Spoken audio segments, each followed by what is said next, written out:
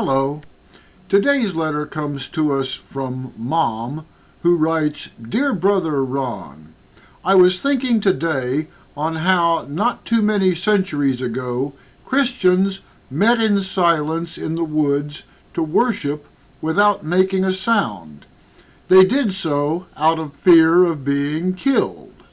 Nobody stopped to ask who was or wasn't in order. Nobody stopped to ask who was or who wasn't living in open sin. They simply met and worshiped. Has the church made a business of pointing the finger at others instead of remembering the actual purpose of the church? Should the church be standing in judgment or be judged? Should the church be running the laws or worshiping quietly in spite of the laws? When you think about the history of the church, how do you answer this? Well, dear Mom, the people you are talking about were members of a true church. Now, the word translated in the Bible as church is the Greek word ecclesia, which is a coming together of people for worship. The original Christians came together and formed a church even though there was no building or organizational structure. Now fast forward 2,000 years. We now have churches which are so concerned with politics, budgets, buildings, and dogma that the original message of Jesus has gotten lost in the organizational machinery.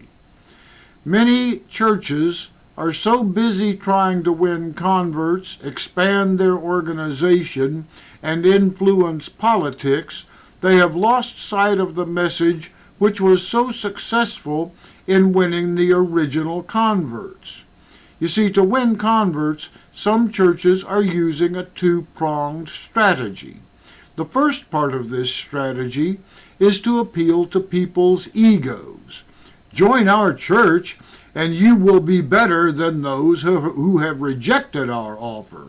And since we represent the will of God, as a member of our church, you will be able to pronounce God's judgment on those who refuse to follow God's will as you see it.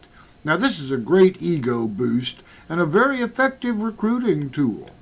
The second part is to strike fear into those the church wants to convert. They do this by building urgency into the sale. You had better convert now because you may not get another chance. If you die without having accepted our message, you will face eternal torment. This is a very effective sales strategy. Any good salesman will tell you that the fear of loss is always greater than the hope of gain. The churches through the centuries have been very effective in using fear to accomplish their objectives. Now, please remember that these statements do not apply to all churches.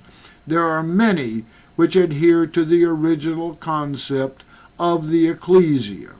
Unfortunately, there are many more who have allowed their desire for institutional growth and social influence to become the dominant factors in their dogma and their communications.